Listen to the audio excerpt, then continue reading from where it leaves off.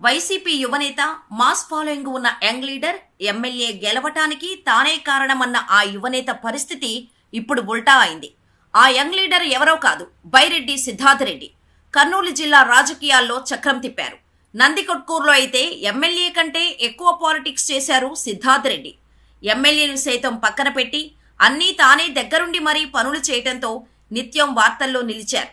కానీ 5 ఏళ్లలో scene reverse అయింది. తెలుగుదేశం పార్టీ అధికారంలోకి రావటంతో నందికొట్కూరు నియోజకవర్గ ఇన్ఛార్జి బైరెడ్డి సిద్ధార్థరెడ్డి శిబిరంలో నేతలు జెండా ఎత్తేస్తున్నారు. రాష్ట్ర యువనేతగా పార్టీలో ప్రొజెక్ట్ అయిన సిద్ధార్థరెడ్డి సొంత నియోజకవర్గంలో మాత్రం తన పట్టు నిలుపుకోలేకపోయారు. ఎన్నికల తర్వాత ఏకంగా సొంత నియోజకవర్గంలో వైసీపీ ఖాళీ అవుతోంది. ఒకరు కాదు, ఇద్దరు కాదు, మున్సిపల్ చైర్మన్ సహా 16 మంది కౌన్సిలర్లు పార్టీ ఫిరాయించేశారు. చైర్మన్తో పాటు కౌన్సిలర్లందరూ తెలుగుదేశం పార్టీ కండువా కప్పుకున్నారు. ఇక సర్పంచులు, ఎంపీపీలు, ఎంపీటీసీలు, ముఖ్య నేతలు ఇలా అందరూ పక్కచూపులు చూస్తున్నారు. వైసీపీలో ఎమ్మెల్యే ఆథర్ని పక్కన పెట్టి అంతా తానే వ్యవహరించారు సిద్ధార్థరెడ్డి. దీనిపై అప్పట్లో పెద్ద దుమారమే చెలరేగింది. తన కులం తక్కువ కాబట్టి తనను తక్కువ చూపు చూస్తున్నాడని, పెత్తనం చెలాయిస్తున్నాడని ఎమ్మెల్యే ఆథర్ బహిరంగంగానే బైరెడ్డి సిద్ధార్థరెడ్డిపై ఆరోపణలు చేశారు. ఇది కాస్త పార్టీ అధిష్టానం దగ్గరకు వెళ్లినా ఇద్దరి మధ్య సఖ్యత మాత్రం కుదరలేదు. దీంతో ఎమ్మెల్యే ఆథర్ వైసీపీని వీడాల్సి వచ్చిందట. కాంగ్రెస్లో చేరిన ఆథర్ ఆ పార్టీ ఎమ్మెల్యే అభ్యర్థిగా పోటీ చేసి 6,000 పైచిలుకు ఓట్లు సాధించారు. ఆథర్ ఓట్లు చీల్చటంతో నందికొట్కూరులో వైసీపీ ఓడిపోవాల్సి వచ్చింది. 2019 ఎన్నికల్లో ఎమ్మెల్యే ఆథర్ని గెలిపించింది తానే అని చెప్పుకున్న సిద్ధార్థరెడ్డి 2024 ఎన్నికల్లో గెలిపించలేకపోయారా అనే చర్చ జిల్లాలో జరుగుతోందట. గతంలో పలు మీటింగ్స్లలో నందికొట్కూరు నియోజకవర్గంలో తనను కొట్టేవాడే లేడు అన్నట్టు బిల్డప్ ఇచ్చారు సిద్ధార్థరెడ్డి. తనను కాదని ఎవరూ గెలవలేరు అన్న కామెంట్లు చేసిన దాఖలాలు కూడా ఉన్నాయి.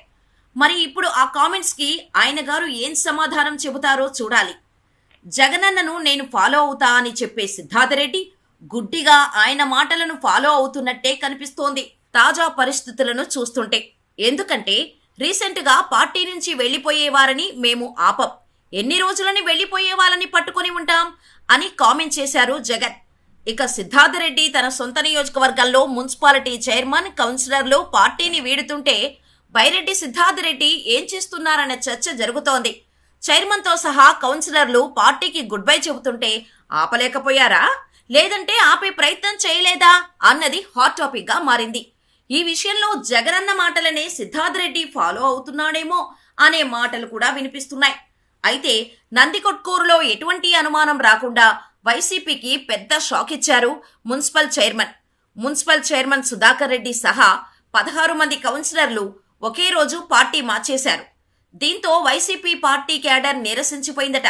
ఈ పరిణామంతో ఇతర నేతలు, ప్రజాప్రతినిధులు కూడా వైసీపీని వీడే యోచనలో ఉన్నారట. పార్టీ ఖచ్చితంగా గెలుస్తుందని కొందరు, పార్టీనే నమ్ముకొని మరికొందరు ఎన్నికల్లో భారీగా ఖర్చు చేశారు. అప్పులు తెచ్చి మరీ ప్రచార ఏర్పాట్లు చేశారు. తీరా వైసీపీ ఓడిపోయిన తర్వాత కొన్ని రోజులు మాత్రమే నియోజకవర్గంలో ఉన్న సిద్ధార్థరెడ్డి హైదరాబాదుకు వెళ్లిపోయారు. కొందరు నేతలు హైదరాబాదుకు వెళ్లి తమ గోడు వెళ్లబోసుకుంటున్నారట. వైసీపీని నమ్ముకొని అప్పుల పాలయ్యామని, తమ పరిస్థితి ఏమిటని చెప్పుకుంటున్నట్టు తెలుస్తోంది. ఇదే పరిస్థితి కొనసాగితే పార్టీలో ఉండటం కష్టం అనుకున్న వారు పార్టీని మార్చేస్తున్నారు. రాజకీయాల్లో ఉన్నప్పుడు గెలుపోటములు సర్వసాధారణమే. అయినా అధికారం పోయిందని క్యాడర్ని నిలబెట్టుకోలేకపోతున్నారనే చర్చ వైసీపీలో ఉందట.